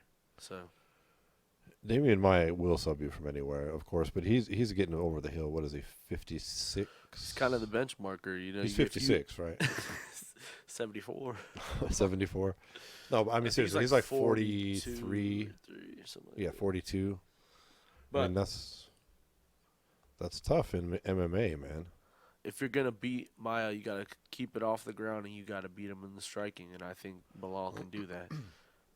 Yeah, he got that nasty eye poke. That's what it was. But Yeah. before that, I mean, he Yeah. beat Diego Lima, which is the Lima we were talking about. Yeah. The Bellator champ's brother. He beat Lyman Good, Yep. both decisions. He subbed out Tashiki Sato, and he had a decision over Curtis Millender. Yeah. And then he lost to Jeff Neal. But before that, he was on a 4-fight win streak as well. He Yeah. got wins over Bilal's Randy high Brown, level. Jordan Mine, Tim Yeah. Means. Yeah. Well, I'm not. Trust me. I believe in Bilal. I'm just saying, Damian Maia is no joke. You could be winning the whole fight. You get in some weird scramble, and he gets a hold of your ankle or gets a hold of your neck, and the whole fight could be over. You know what I mean? Yes. I mean, we don't need to even discuss his submission skills. Yeah. And, let's be honest, even his striking has improved. I mean, Yeah. it's always been his weak point, and I'm not suggesting that he is, by any means a good striker, but he has improved it enough to where he can use it to get inside, to go ahead and try to either take you down or pull guard. Yeah. But Bilal, he has to be very careful here. If he manages to keep it on the feet, I think he pieces him up something fierce. Fierce. Yeah. I mean, at some point, he got the TKO loss to Gilbert Burns, Maia did. Yeah. And then, I mean, he beat Ben Askren, Anthony Rocco Martin, Lyman Good. Yeah. He's lost to Usman. He lost to Covington. He lost to Woodley. Before that, he beat Masvidal, Carlos Condit, Matt Brown, Gunnar Nelson, Neil Magny, Ryan LaFair, Alexander Yakovlev. I mean, that's a nice streak, dude. It's Damian Maia, bro. He's a legend. He loses to Rory McDonald. He loses to Jake Shields. That's Damian Maia's whole career, though. It's a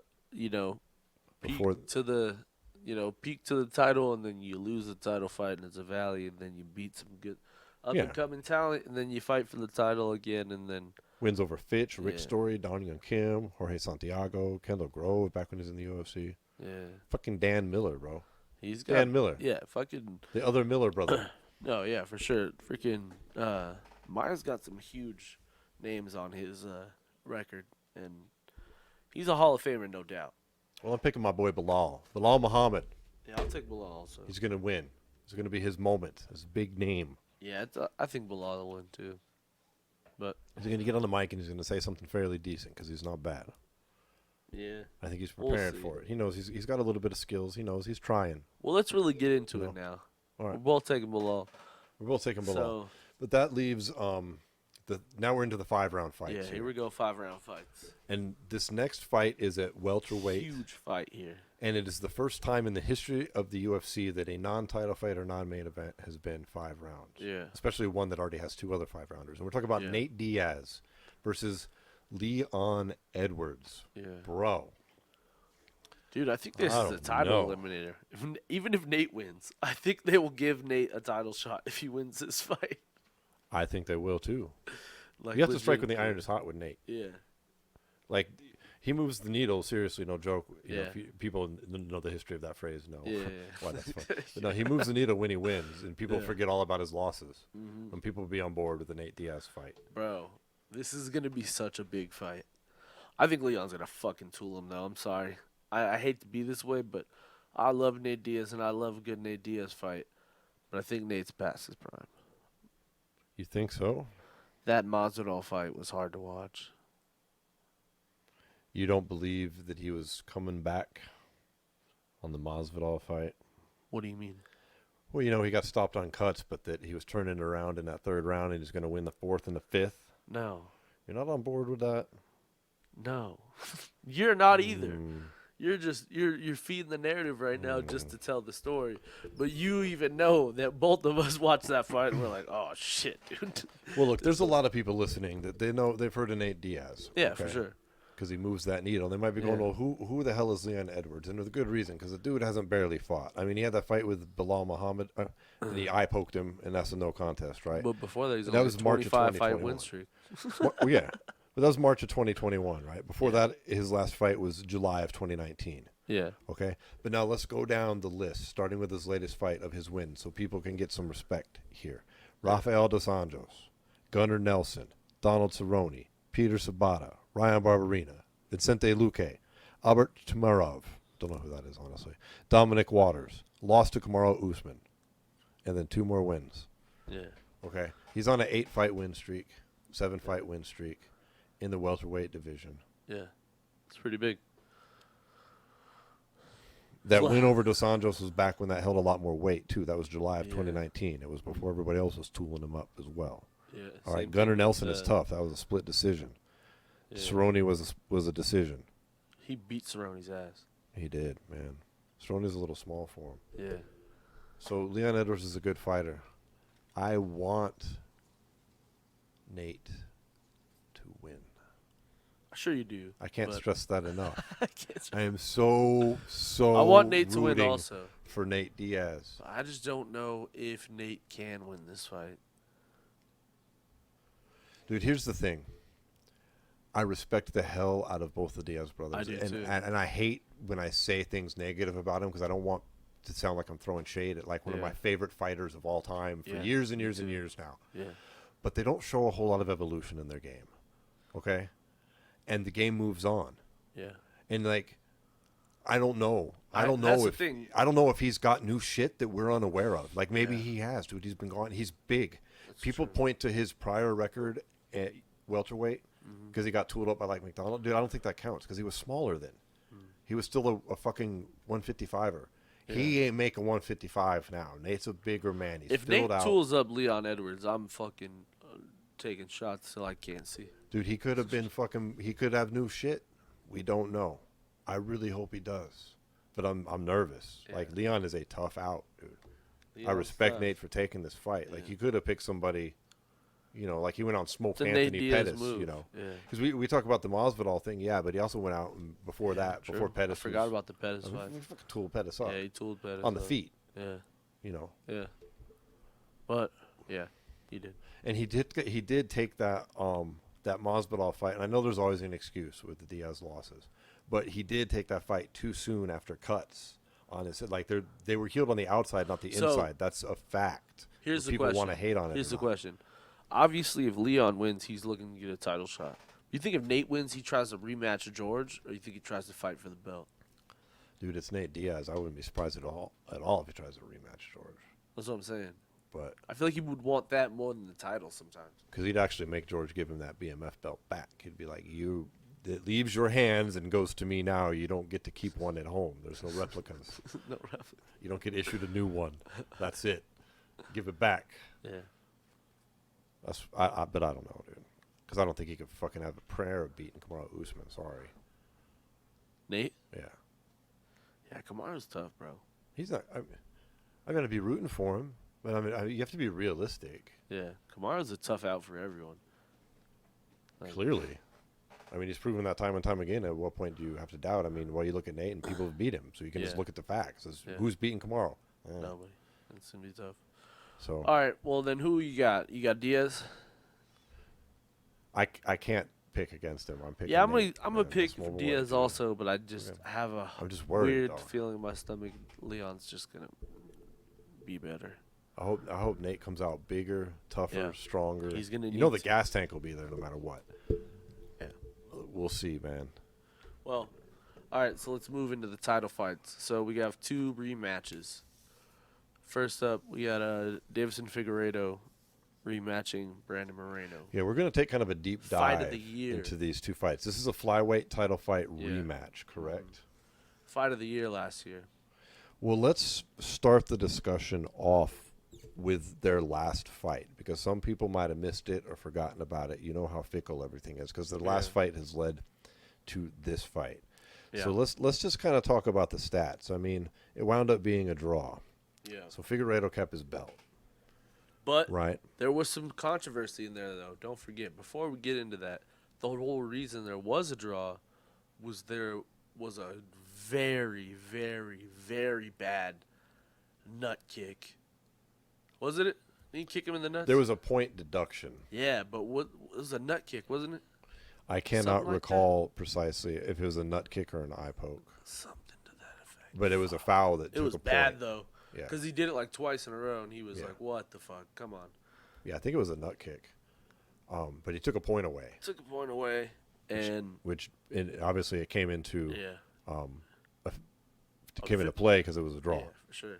So just a very, very competitive fight, though. So. Yeah, let's look at the stats here to remind some people. Like, the significant strikes, Figueiredo 137, Brandon Moreno 132. I mean, neck and neck. Neck and neck. Head strikes were just about even. More body strikes were for Figueiredo. Total strikes were literally only an 8-punch difference. That's pretty nuts. That is amazing when you think about that. Yeah. I mean, this is a 5-round title Both fight. 50% takedown rate. Like, you had Figueiredo mixing it up more. Yeah. When it comes to the body and the head, because you had with the striking, you had like 97% of Brandon Moreno's strikes came at a distance. Yeah. Where you had a little bit more coming in from Figueiredo. Yeah. And you also had 89% going to the head from Moreno and 24% went to the body for you know what I think is going to be big in this fight? Figueiredo. And one more thing, no leg kicks landed by Brandon Moreno in that fight. That's crazy. Yeah, 89% head, 9% body. Well, one thing I think that kept this really close was Moreno's ability to take Figueiredo down. And I think that's going to be big in this next fight as well. Because those 4 takedowns, they score. You know what I mean? Yes. Like, I think the first 2 rounds especially, I think he sealed with takedowns. Well, you had them both with 50% takedowns, but then you had Moreno with 4 of 8. Yeah. And then you had Figueiredo with 2 for 4. Yeah. And the control time was much bigger. It was like 3 minutes to barely a minute. Yeah. So I do think that'll be big in this next fight. Is going to be Moreno's ability to take him down and absorb those big shots. Because that was another thing. Was Moreno ate some huge shots from Figueiredo. Just kept coming. Yes. Figueiredo's big and powerful for this division. Yeah. I mean, he's 20-1, with the 1 draw as well. We've got Moreno at 18-5 with now 2 draws. Yeah. His other draws against Askarov, who's the #1 contender. Yep. They're both orthodox fighters. They're similar, in height, 5'6", 5'7". Their reach is fairly close. There's a slight advantage to Moreno, 70-inch reach to 68. Yeah. And I mean, that's not that much.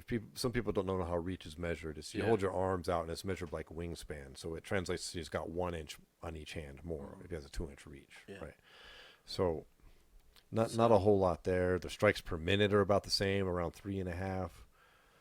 My question to you: do you believe in the theory that the second fight is always never as good as the first? No. Because this first fight was one of the probably. There's only one other flyweight fight I could compare it to, like like it's one or two as far as greatest flyweight fights of all time. It's either that or Uncle Creepy and freaking Demetrius Johnson. Like those are the two fights that like are the two greatest flyweight fights of all time. And I think it's going to be hard to live up to what that first fight was. Yes, but I think it's going to go differently. I think Figueiredo is going to win. I think he's going to take him down and sub him. Think so? Yeah, I mean, when you look at the sub attempts for Figueiredo, he's got 2.5, subs per fight, which is pretty high stat-wise. Moreno doesn't have anything; he's got like 0.5%. Yeah.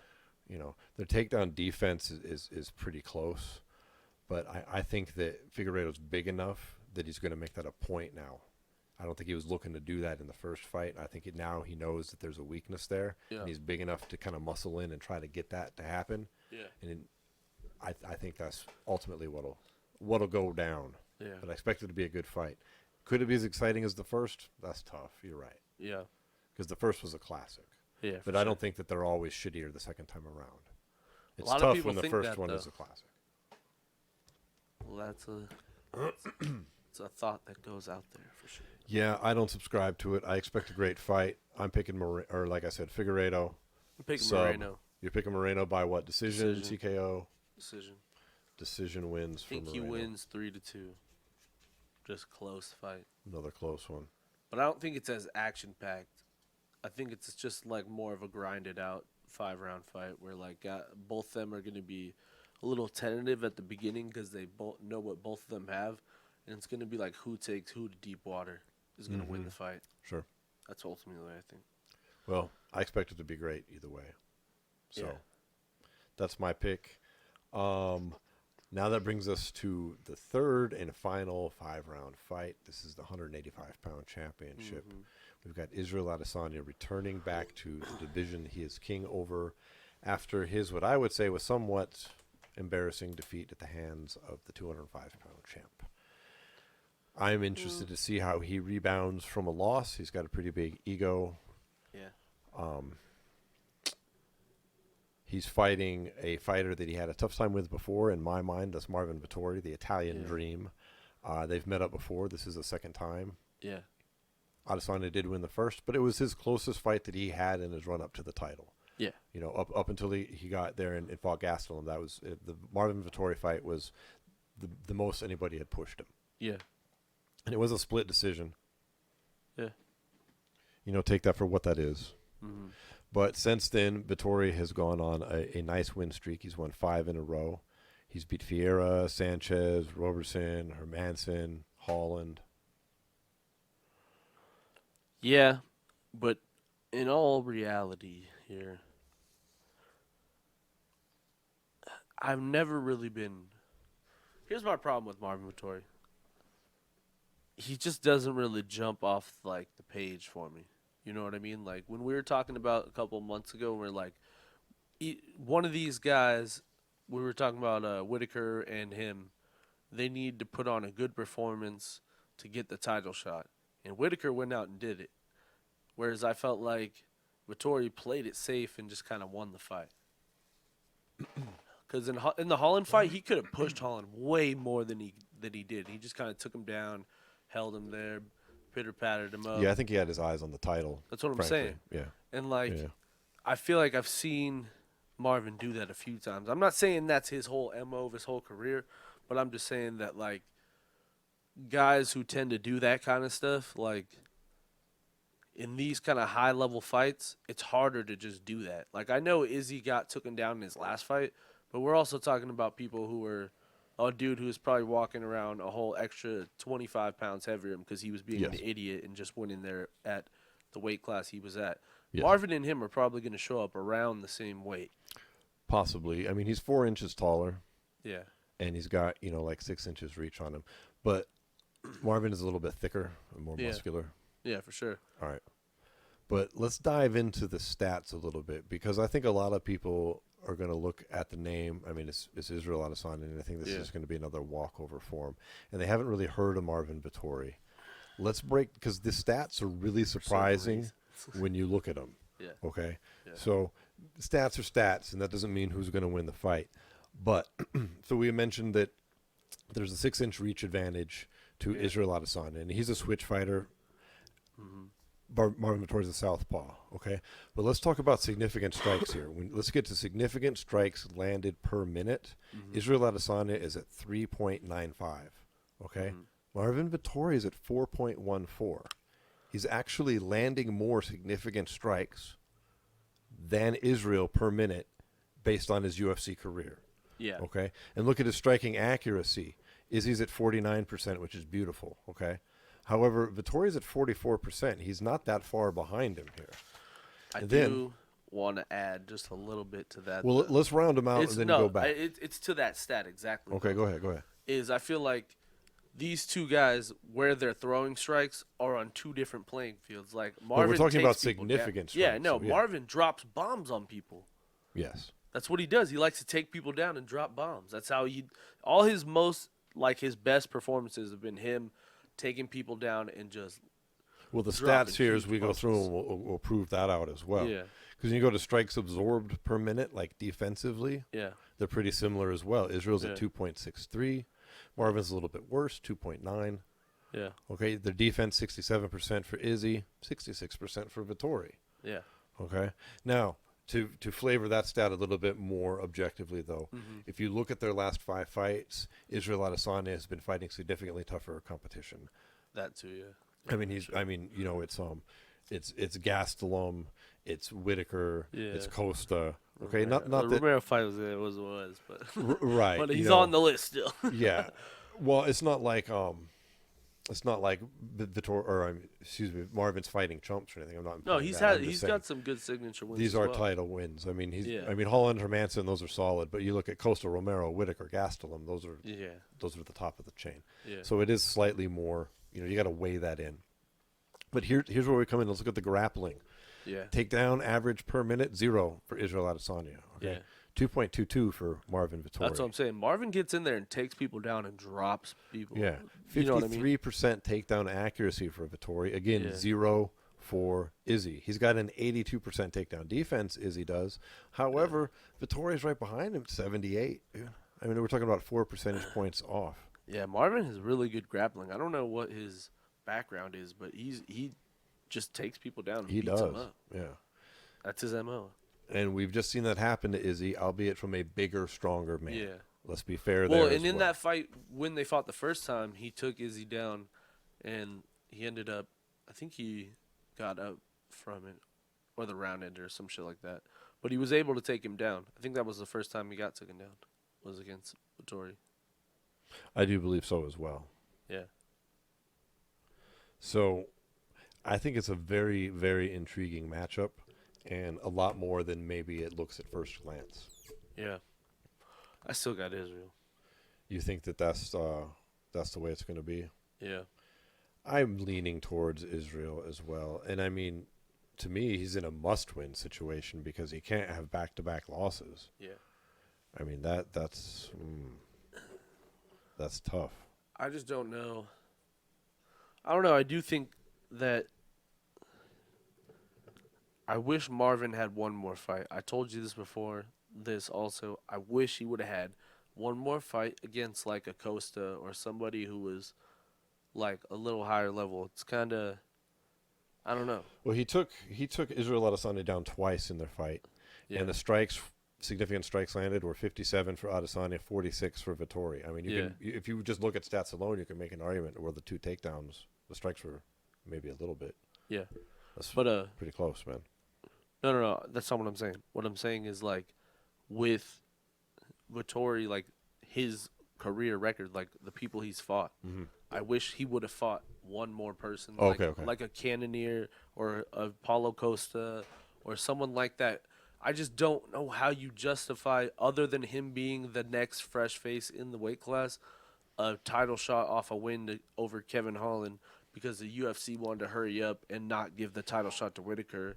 And, like, that's just where I think I see what you're saying, but You I know don't what think I'm he saying? got it because he beat Kevin Holland. He got it because he's got a 5-fight win streak in the division that doesn't have a clear number one contender other that's than him what I'm because saying. Whitaker. Exactly. That's what I'm saying. Yeah. There was no clear number one contender other than Whitaker, in my opinion. Yep. Yeah. So I think it's going to be closer than people think, and I wouldn't be completely shocked if Vettori wins, but I got to pick Israel Adesanya to retain his title. Yeah, I don't know if Vettori lasts 5 know. rounds, too. Yeah. Because he didn't even though he beat Holland up, he was tired at the end of that fight. Look, I think Izzy's a champion. I think he's pissed off that he looked shitty in his last fight, and I think he's really going to come out here and try to make a statement against a fighter who he has already got 5 rounds with. Yeah. So that's my pick. That's what I think will happen. Izzy's going to tool him up. Yeah. But if he gets taken down and beat up and loses, dude, his career is in trouble. Man, talk about a fall. They could run it a third time, though. Yeah, they could. You better hope. Well, they would, because Izzy defended the title twice. Mm-hmm. I mean, he has. They probably would. You know what I mean? The fight And they're would be pretty 1-1 big. against each other. It'd be something, man. But I don't think that happens. Yeah, I like think Izzy Adesanya. wins this. Yeah. It'd be an exciting card. Yeah. You know, I like the 5-round trifecta at the top. Yeah, that shit's dope. I think it'd be a really cool night if Nate wins. Yeah. I'm ambivalent. If Vettori wins, it's not like I'm not a fan of his. I mean, I respect him as a fighter. I think it'd be an interesting fight, but I'm not like, yay. Yeah. Same with Izzy. I think he's great. I like to see him continue to succeed at 185. Yeah, for sure. So. And honestly, I want to see Brandon Moreno win. I'm being honest. I just want to see. I like Brandon Moreno. When Figueiredo beat Joey B twice, there was just like this conversation in the MMA media that Figueiredo was just light years ahead of everyone else at flyweight. Yes, there was. And like, I feel like that's kind of a bad thing because we just got this division back, and you're already trying to say that there's a 2 dominant champion already. Like, come on. I feel you. Yeah, you know what I'm saying. So, I like there to be a little bit of friction there, So yeah, I want Moreno to win. The fan in me is rooting for Moreno. I think Figueiredo gets it, but yeah, I feel that's how I feel it. All right, well, I think that's our show for today. Absolutely. Thanks, everybody, for tuning in. Hope you enjoyed something delicious to smoke along the way, just like we did.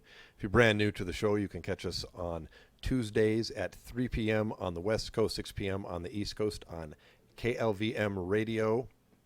You can also find us wherever podcasts are distributed, from Spotify to Amazon to Audible and everything in between, including video on YouTube. We've taken all that stuff. We put it in a handy location. Where is it, Paul? SWATandMay.com, where you can head over there, click the gear button, and buy a t-shirt and support the podcast. Thanks, everybody. Peace.